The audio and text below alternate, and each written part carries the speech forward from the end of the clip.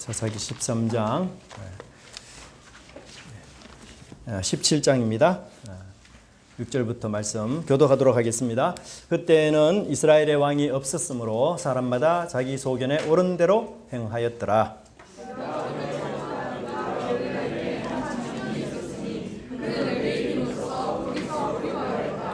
그 사람이 거주할 곳을 찾고자 하여 그 성읍 유다 베들레헴을 떠나 가다가 에브라임 산지로 가서 미가의 집에 이르매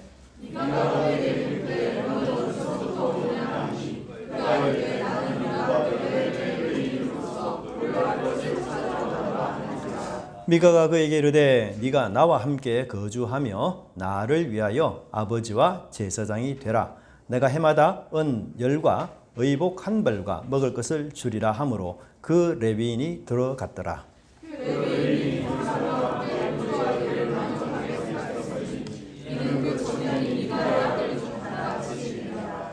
미가가 그 레위인을 거룩하게 구별하며 그 청년이 미가의 제사장이 되어 그의 집에 있었더라.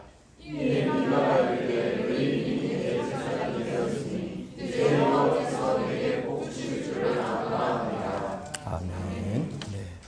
우리 좌우로 둘러보시면서 인사했으면 좋겠습니다. 반갑습니다. 반갑습니다. 네, 오셔서 만나서 반갑습니다. 잘 오셨습니다. 잘 오셨습니다. 네. 네, 감사합니다. 우리는 지난주 상식이 통하지 않는 정말 상식을 잃어버린 이상한 그런 가족을 우리가 만났습니다. 어머니도 이상할 뿐 아니라 미가라는 아들도 이상하고 그렇게 살아가는 것을 봤습니다. 과연 정상적인 가정이란 무엇일까요? 적어도 기본적인 윤리, 도덕이 지켜지는 가정 아니겠습니까? 그래서 어머니로서의 역할, 아들로서의 역할, 그리고 제자리에서 자신이 감당해야 될 그 역할을 잘 감당하는 것, 이것이 사실 이상적인 가정의 모습일 것입니다. 근데 어머니는 잃어버린 은은 되찾았지만 여호와에 대한 신앙은 잃어버렸고요. 아들은 자신이 돈을 훔쳤다라는 고백을 어머니에게 했지만 회개와 뉘우침은 전혀 볼 수 없었습니다. 또한 재산을 훔쳤다는 아들의 얘기를 듣자마자 어머니는 자신이 저주한 이 저주가 아들에게 내릴까 두려워서 재빨리 여호와를 위하여 신상을 만들어서 아들이 복받기를 원하는 그런 모습을 보게 됩니다. 여러분, 미가의 어머니가 도대체 신상을 몇 개 만들었을까요? 우리 성경에는 마치 2개의 신상을 만든 것처럼 보입니다. 3절과 4절을 보면 한 신상을 새기며 한 신상을 부어 만들기 위해 이렇게 표현되고 있는데요. 실제로는 사실 하나입니다. 나무로 신상을 만든 뒤에 그 신상에 은으로 이렇게 도배를 한 것이죠. 그래서 은칠을 한 그런 신상이라고 볼 수가 있습니다. 여러분, 은으로 신상을 만들려면 뭐가 필요합니까? 돈이 필요하죠. 뭐니 해도. 그래서 어머니는 3절에서 이렇게 말하고 있습니다. 내 손에서 이 은을 여호와께 거룩히 드리노라. 어머니는 미가로부터 받은 그 돈을 가지고 이제 은신상을 만들기를 그렇게 하나님께 드려서 만들기로 했습니다. 그러면 여러분, 어머니의 손에 얼마의 은이 쥐어져 있을까요? 아들이 은을 1100세겔을 훔쳤으니까 그 돈을 다시 돌려줬죠? 그러면 어머니의 손에 몇 개의 은이 있겠습니까? 1100개가 있겠죠? 약 20억의 돈이 있습니다. 근데 그 은을 여호와께 거룩히 드리겠다 이렇게 말씀했습니다. 참 미가의 어머니 열정과 그 헌신 정말 대단하고요. 20억이 여러분 작은 돈이 결코 아니지 않습니까? 얼마나 큰 돈입니까? 야, 참 어머니가 정말 헌신적이구나. 우리가 이렇게 놀랄 수 있는데요. 근데 4절에 보면은 우리는 이 미가의 어머니에 대해서 급 실망을 하게 됩니다. 왜냐하면 실제로 어머니가 여호와께 거룩히 드린 은은 1100세겔이 아니라 200세겔 뿐이기 때문에 그렇습니다. 그래서 미가가 그 은을 그의 어머니에게 도로 주었으므로 그 어머니가 은 200을 가져다가 자기 손에 들려있는 이 은 1100세겔을 하나님께 내가 거룩히 드려서 신상을 만들겠다 이렇게 말을 했는데 실제로는 얼마를 건네줬는가 하면 200세겔을 건네주었습니다. 앞과 뒤가 다르죠? 이야기를 할 때와 그 이후가 다릅니다. 말할 때는 은 1100세겔을 여호와께 거룩히 드리는 것처럼 말한 뒤에 실제로는 100을 200세겔만 드렸습니다. 아들에게서 은을 돌려받은 이후에 900세겔은 빼고 준 것이죠. 왜 어머니가 그렇게 했을까요? 아마 처음에 바치겠다 했던 그 액수가 너무 많다, 아깝게 그렇게 느껴져서 마음이 바꾸어진 것입니다. 이 20억이 정말 뭐 적은 돈은 아니잖아요. 그런데 아들 앞에는 말은 그렇게 했는데 가만히 조금 잠시 생각해 보니 야, 이 너무 많다, 무지 아깝다 이런 생각이 들었던 거죠. 그래서 200세겔만 주면서 그 원래 드리고자 했던 돈의 18%만 아들에게 주었습니다. 사실 우리도 이럴 수 있죠. 감정적으로 흥분하고 기분이 좋으면 중요한 말도 우리가 쉽게 이렇게 할 수 있습니다. 또 약속을 지키지 못할 말도 호언장담할 수 있습니다. 하지만 제정신이 들어서 야, 내가 말에 실수를 했구나. 그렇다면 정중히 사과를 하고 또 하나님께 제사를 드려서 참 내가 잘못된 말을 했습니다 하고 용서를 구해야 되죠. 그런데 어머니가 이런 과정을 다 생략해 버립니다. 누구하고 비슷합니까? 아들하고 비슷하죠. 아들도 어머니 돈을 훔쳤으면 그냥 그 돈만 돌려줄 것이 아니라 20%를 더해서 돌려줘야 되고 뿐만 아니라 하나님께 제사를 드려야 되는데 이 과정을 다 생략해 버립니다. 신뢰할 수 없고 믿을 수 없는 여인이라는 생각이 듭니다. 사실 우리 인간은 누구나 실수하죠. 실수하고 잘못하는 것보다 근데 더 큰 문제는 뭡니까? 그 실수와 잘못을 어떻게 회복하느냐, 어떻게 용서를 구하느냐, 어떻게 관계를 회복하느냐. 이것이 사실 훨씬 중요한 문제입니다. 그런데 회복에 대한 모든 과정이 다 생략이 되어버렸습니다. 그런데 이것은 이 미가의 어머니가 보여주는 말과 행동은 그 어머니의 모습만 아니라 당시 이스라엘 백성들의 신앙생활의 보편적인 모습이었음을 우리에게 말해주고 있는 것이에요. 이스라엘 백성들 역시 여호와를 경외한다, 그렇게 말은 잘합니다. 입만 열면 여호와 하나님, 거룩하신 하나님 그렇게 하지만 실제 생활에는 전혀 이 미가의 어머니처럼 말 바꾸기를 좋아하고 생각 바꾸기를 좋아합니다. 하나님께 한 맹세도 상황에 따라 여의치 않으면, 형편에 따라 좋지 않으면, 잠시 생각해 보니까 손해 날 것 같으면 양심의 아무런 가책도 없이, 얼굴에 미안한 기색도 없이 그냥 했던 말 바꾸는 것, 이게 너무 자연스럽습니다. 내가 언제 그런 말 했냐 이런 식으로 아주 능숙하고 아주 편안하게 말을 바꾸고 행동을 바꾸어요. 왜 그럴까요, 여러분? 이런 삶이 익숙하기 때문이에요. 여러분, 익숙한 사람과 처음 아는 사람은 분명히 차이가 있어요. 처음 아는 사람은요, 너무너무 그게 어색하고 몸둘 바를 몰라하고 내가 죄송합니다, 이게 부끄러워서 참 쭈삣쭈삣하고 이 마음이 조마조마하고 여러분 불편하고 얼굴이 다 그게 드러나지 않습니까? 처음 아는 사람 보면. 며칠 전에 우리 서울의 조카 아들 이엘, 여러분 한번 보셨죠? 이엘이하고 이한이. 이놈이 어린이집을 다니는데 한 번은 친구랑 그 어린이집에서 다투었어요. 근데 이 친구가 이 아들에게 막 침을 이렇게 뱉었대요. 근데 이 이엘이도 성격이 있는지 아들도 질세라 자기도 함께 그 친구에게 침을 뱉었대요. 이 사실을 안 이제 어린이집 선생님이 두 아이들에게 이제 아이들을 불러다가 조심을 시키고 부모님이 전화를 다 했습니다. 유치원에 이런 일이 있었는데 집안 교육을 좀 해주십시오. 하여튼 이렇게 이야기했어요. 이제 이혜리가 저녁에 이제 왔어요. 그래서 조카 며느리가 아주 지혜롭게 아들에게 웃는 얼굴로 야, 오늘 어린이집에서 별일 없었니? 이렇게 묻는데 묻는 순간에 이 친구가 펑펑 우는 거예요. 뭐 잘못했다, 문책도 안 했거든요. 근데 이 친구가 겉으로는 막 활발하게 놀고 자기 동생하고 잘 놀고 이렇게 하지만 어린이집에서 자기 친구에게 이게 침을 뱉은 것, 이게 잘못했다는 그 마음 때문에 이 마음에 무거운 짐이 한가득 있었던 거예요, 사실은. 그래서 어머니가 야, 오늘 너 어린이집에서 잘 지냈니? 한마디에 그냥 펑펑 우는 겁니다. 잘못을 지적하지도 않았어. 그냥 말 한마디 꺼내니까 그냥 양심에 찔려가지고, 그죠? 다 이실직고를 스스로 하는 거예요. 난생처음 그런 일을 벌렸으니. 근데 여러분, 익숙한 사람은 그렇지 않아요. 어떤 사람이 여러분 위험한 사람입니까? 죄에 대해서 익숙한 사람이 정말 위험한 사람입니다. 여러분, 범죄의 대부분이요, 들키기 전까지는 수없이 행한 것이었어요.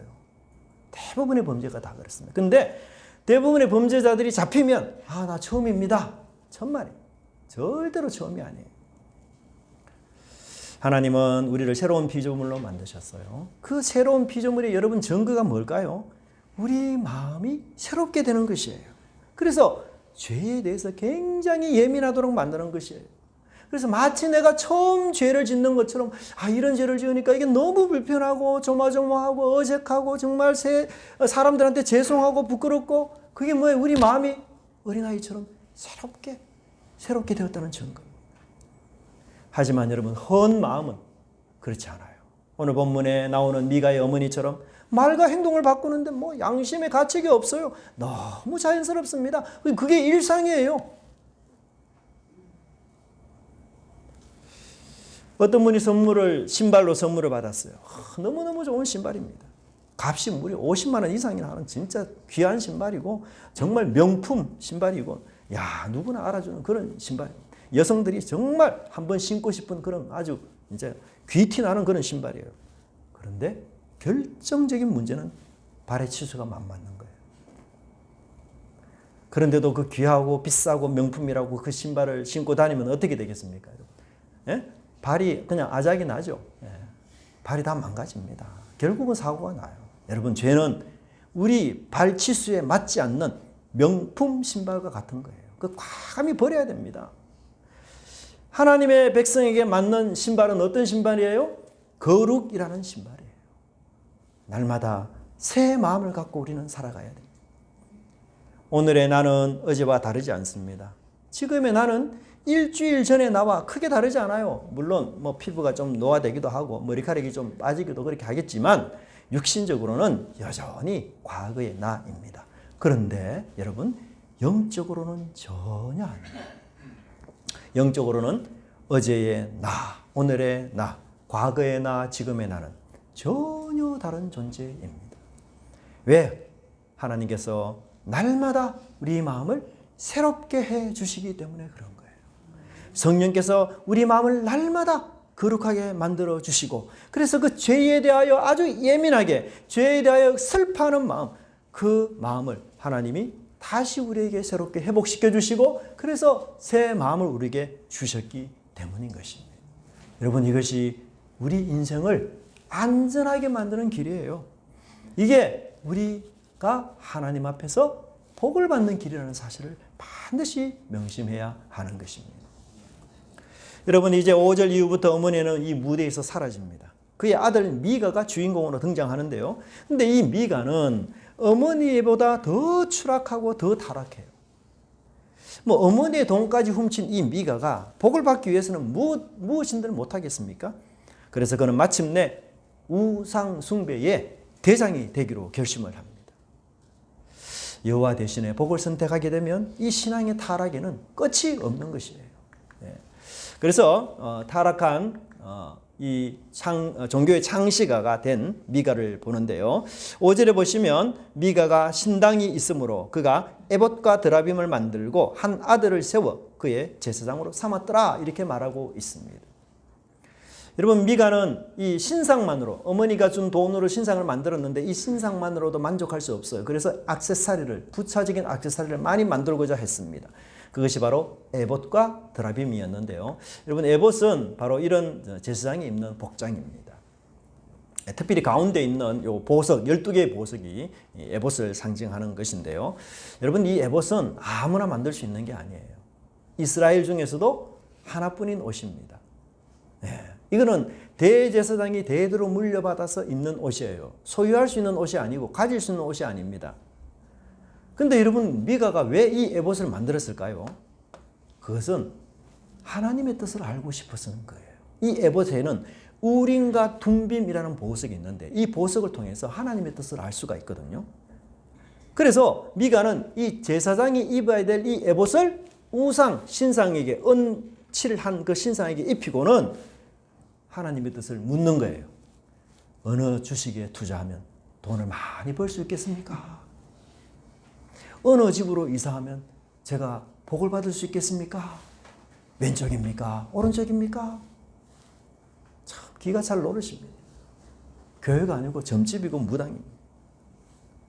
그럼 드라빔은 무엇입니까? 드라빔 역시 이방 사람들이 만든 우상인데요. 성경에 보면 이 드라빔은 두 가지 역할을 크게 하는데, 첫째는 아버지의 재산을 상속받을 수 있는 증거 역할을 해요. 그래서 이 드라빔을 가지고 있는 자녀가 아버지의 재산을 상속받을 수 있습니다. 이것은 얘가 창세기 31장 19절에 나와요. 라반의 양털을 깎으러 갔으므로 라헬이 그의 아버지 무엇을 훔쳤어요? 드라빔을. 예, 라헬이 이 드라빔을 훔친 이유는 아버지의 재산을 상속받기 위한 의도였어요. 또 한 가지는 여러분 에봇처럼 신의 뜻을 알아내는데 사용되는 물건이에요. 그러니까 에봇과 드라빔의 공통점은 뭐죠? 신의 뜻이 무엇인가를 살펴보기 위한 것이었어요. 그런데 미가는 여기서 그치지 않았습니다. 신상도 있어요. 지금 에봇도 있습니다. 드라빔도 있습니다. 모든 게 다 갖춰졌을지라도 누가 없으면 안 돼요? 제사장. 그렇죠. 제사장이 굉장히 핵심적인 요소 아니에요? 제사장이 없으면 아무 효과가 없어요. 그래서 편법을 발휘합니다. 어떤 편법요? 제사장이 될 수 없는 자기 아들을 제사장으로 삼아 버리는 거예요. 복이 하나님이 되니 하나님은 온데간데 없습니다. 복을 받기 위해 내가 하나님이 되니 하나님의 말씀과 율법은 온데간데 없습니다. 정말 무법천지가 되어버렸습니다. 복을 받고자 하지만 하나님이 말씀하신 십계명을 다 무시해버리고 맙니다. 어떤 교회다라는 간판이 있어서 들어가 보니 거기에 무당이 앉아있고 우상이 앉아있고 점을 치고 이상한 물건으로 신의 뜻을 알아본다고 합니다. 돈을 벌려면 동쪽으로 가야 될지 서쪽으로 가야 될지 알려준다고 합니다. 하나님이 계시는 교회가 아니죠. 여러분, 우리가 참 신앙을 잃어버리는 건 위험한 거고 굉장히 무서운 것이에요. 말씀이라는 그 절대 기준을 복과 막 바꾸어 버릴 때 자기 부정과 자기 죽음이 우리 기독교의 핵심 진리인데 이것을 성공 지향과 물질 만능과 맞바꾸어 버렸을 때 남는 것은 뭐예요?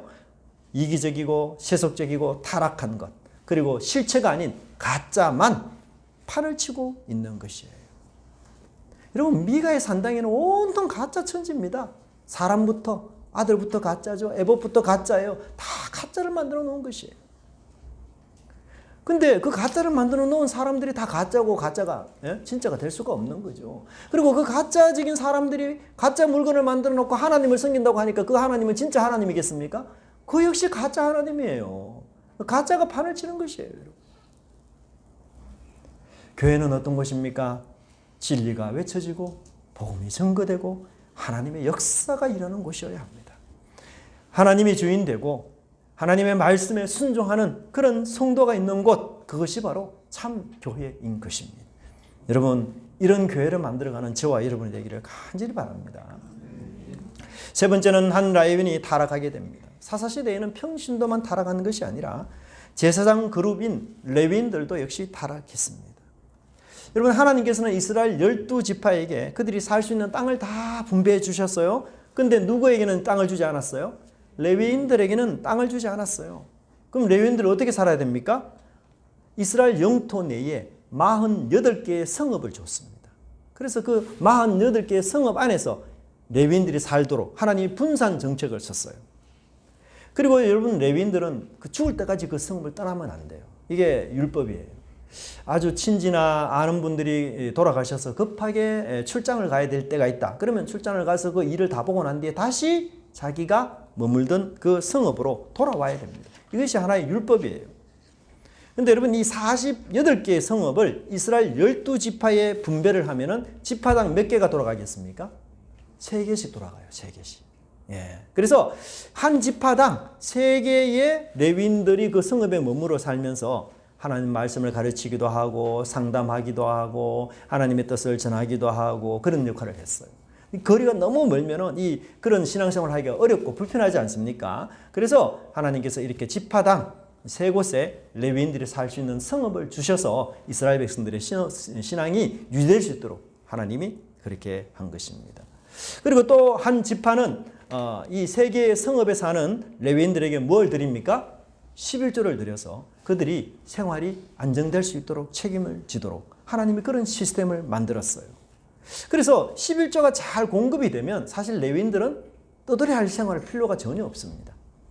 근데 7절에 보면 이 레위인들은 떠돌이 생활을 합니다. 나그네 생활을 해요. 그게 중요한 단어가 거류하였더라. 거류했다는 말은 나그네로 살았다는 뜻입니다.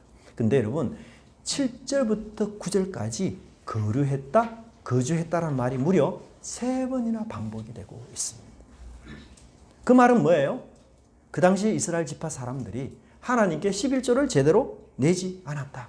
그래서 이 레위인의 생활이 너무 곤궁하고 힘들어서 여기저기 자기 생계를 위해서 일용직을 구하면서 떠돌이 생활을 그렇게 했던 것이었습니다. 여러분 하루를 벌어서 겨우겨우 살아가는 사람에게 인생이 얼마나 힘이 겹고 피곤하겠어요. 야, 내가 어떻게 하면 이 나그네와 같은 불안정한 삶 끝내고 안정된 곳에서 내가 편안하게 살 수 있을까? 그런 생각을 할 것입니다. 이 레위인은 청년이에요. 아직 어려요. 그래서 과연 내 미래가 밝아질 수 있을까? 내 미래에 소망이 있을까? 내가 제대로 결혼이라 할 수 있을까? 뭐 이런 염려, 근심 속에서 하나님께 기도하고 그렇게 지냈던 것 같아요. 마음속에 하나님 내가 정착할 수 있는 곳 있으면 좋겠습니다.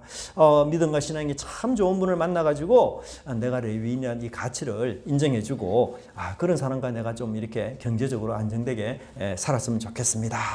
그런 생각을 갖고 있을 수 있었어요. 또 한편 자신의 집에 산당을 만든 이 미가의 마음에는 찝찝한 것이 하나 있었어요. 뭐죠? 그것은 바로 제사장입니다. 미가는 자기 아들을 제사장으로 삼았지만 이 아들은 정통이 아니에요. 사입이고 가짜입니다. 남들로부터 인정받을 수가 없어요. 그래서 이 미가가 이 레위인을 마침 절묘하게 만났던 겁니다. 그리고는 미가는 막 흥분을 해서 이 레위인에게 스카웃 제안을 합니다. 뭐라고 제안합니까? 야, 나를 위해서 아버지와 제사장이 되라. 그러면 내가 해마다 열과 뭐예요? 의복 한 개를 내가 주겠다.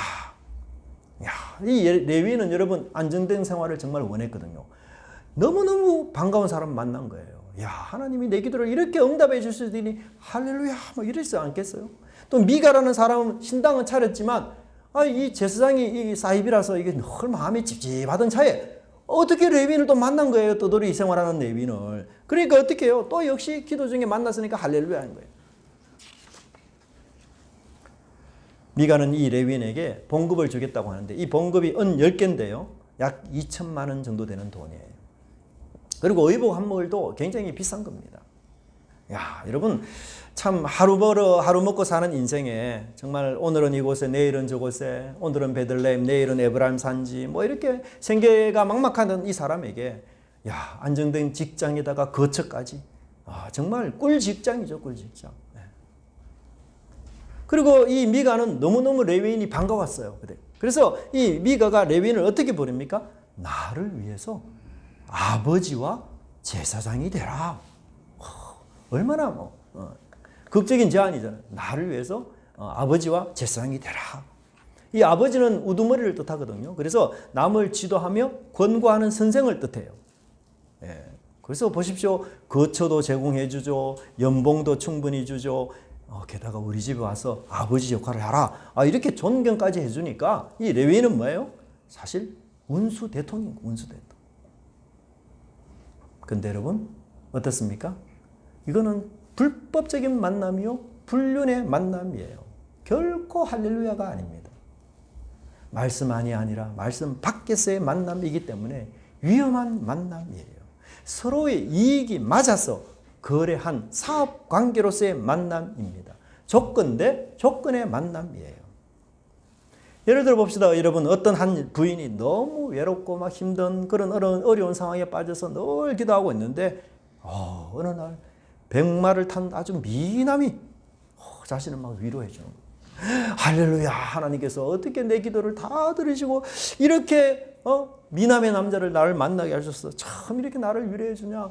너무너무 감사하다. 그래서 야, 나는 이제 이 미남을 남편보다 더 사랑할래.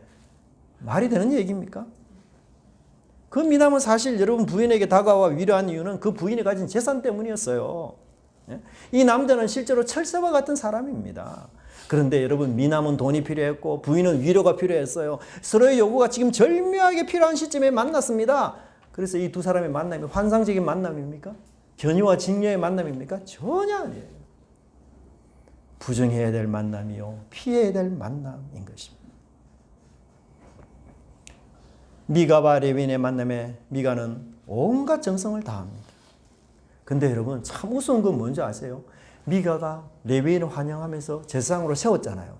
근데 그 레위인으로 세운 이 제사장조차도 가짜라는 겁니다. 너무 어색한 일 아니에요. 왜요, 여러분? 여러분 어떤 사람이 제사장이 됩니까? 모든 레위인이 다 제사장이 되는 거 아니에요. 레위인 중에서도 아론의 후손들만 제사장이 돼요. 근데 이 사람은 지금 아론의 후손이 아니에요, 레위인이. 그래서 제사장으로 제안할 때 이 사람은 저는 아론의 후손이 아니기 때문에 제사장이 될 수 없습니다 라고 겸손하게 그 제안을 거절해야 돼요. 스카웃 제의가 들어와도 그건 하면 안 되는 일이에요. 두 번째, 저자는 이 사람을 청년이라고 묘사하지 않습니까? 여러분 원래 제사장이 나이가 언제 몇 살에 제사장이 되는 줄 아세요? 제사장도 연령이 있어요. 그게 몇 살인가 하면은 30세부터 50세까지예요. 정년이 있어요. 50세 지나면 제사장은 은퇴해야 됩니다. 그게 이스라엘 율법이에요. 근데 성경은 이 레위인이 뭐라고요? 청년이라고 해서 청년. 청년은 나이가 어리다는 뜻이에요. 제사장이 될 수가 없어요. 네. 그런데도 불구하고 미가가 제안하는 그 제안에 선뜻 동의를 합니다. 여러분 이 미가의 산당에는 가짜가 진짜 절배합니다. 에봇도 가짜요. 아들을 세운 제사장도 가짜요. 그가 원하는 복도 진짜가 아니고 가짜 아니겠어요? 가짜 하나님인 우상을 섬기는 이들에게 어떻게 생명의 복, 참된 복이 임하겠습니까? 이 레위인은 미가가 주는 그 연봉 때문에 안정한 생활 때문에 위장 잠입해서 제사장 노릇을 기꺼이 자청을 하고 있는 겁니다. 물질이 주인이 되니까 정직은 사라지고 진실은 감추어지고 절차와 과정은 다 무시되고 말씀과 기준은 전부 쓰레기통으로 들어가게 된 것입니다. 또한 여러분 11절에 보면 저자는 이 미가와 레위인의 관계를 어떻게 평가하고 있는지 아세요? 11절 보십시오. 그 레위인이 그 사람과 함께 거주하기를 만족하게 생각했으니 이런 그 청년이 미가의 어떤 사람? 아들 중에 하나와 같이 됨이라. 여러분 원래 미가는 이 레위인이 우리 집에 들어오면 어떤 사람으로 내가 존중해 주겠다고 했어요? 아버지로서 극진한 대우를 해주겠다고 했어요.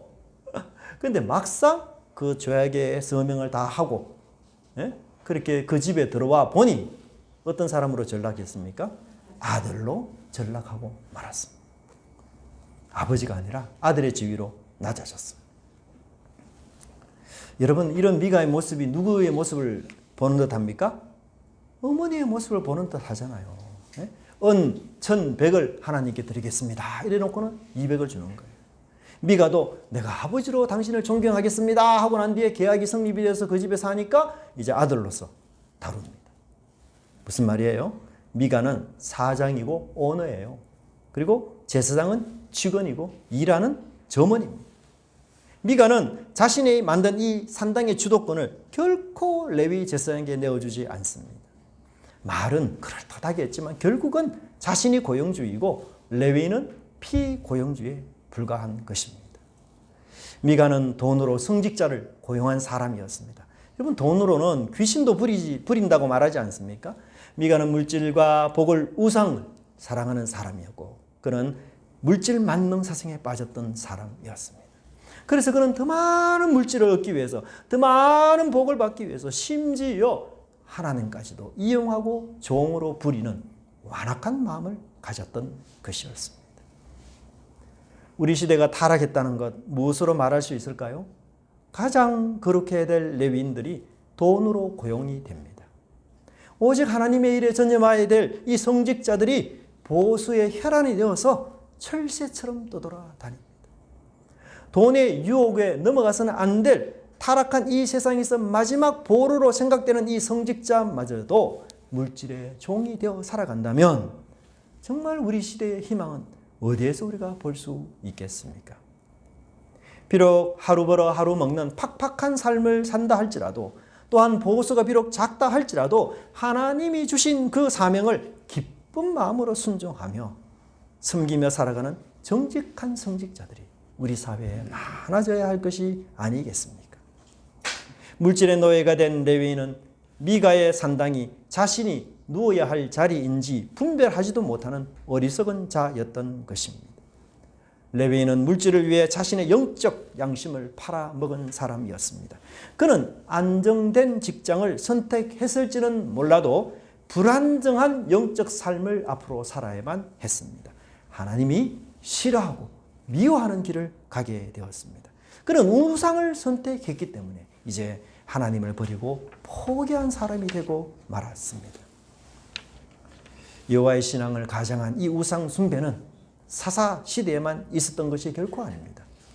오늘 우리 삶 속에서도 이 유혹 때문에 하나님 앞에서 실패하는 교회와 성도들 그리고 목회자들이 얼마나 많이 있습니까?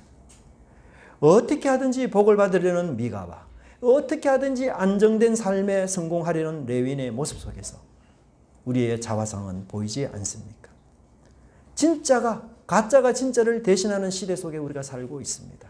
그런데도 불구하고 우리는 진짜 대신 여호와의 복 그리고 생명 대신 하나님의 은혜를 받는 그런 수고와 노력이 우리 속에 있어야 할 것입니다. 그리하여 오직 하나님 한 분만이 우리 삶의 주인이 되도록 기도하며 나아가는 저와 여러분의 삶이 되기를 간절히 바랍니다. 기도하겠습니다. 하나님 아버지, 정말 가짜가 판을 치고 진짜 노릇을 하며 우리의 신앙과 믿음의 삶을 현혹하고 세상의 여러 많은 가치관들이 무너지는 그런 상황 속에 저희들이 살고 있습니다. 미가와 그의 어머니와 한 레위인의 모습을 보면서 한탄을 금할 길이 없지만 또한 우리 속에 이런 세속적인 욕망들이 꿈틀거리고 있음을 또한 보게 됩니다. 하나님 아버지, 정결한 것을 선택하기 위해서는 세속적인 야망과 욕망을 버려야 함을 깨닫습니다. 하나님을 선택하기 위해서는 우상을 버려야 함을 깨닫게 됩니다. 하나님, 진짜를 선택하기 위해서는 가짜를 버려야 함을 깨닫게 됩니다. 주님, 저희들이 하나님의 진짜 생명 되신 그 하나님의 진실을 받아들이고 하나님의 친백성과 참백성으로 살아가기에 부족함이 없도록 하나님 진짜만을, 실체만을, 진실만을 추구하는 믿음의 성도들 다 될 수 있도록 하나님께서 역사해 주시고 인도하여 주시옵소서. 감사드리고 예수님 이름으로 기도드리옵나이다. 아멘.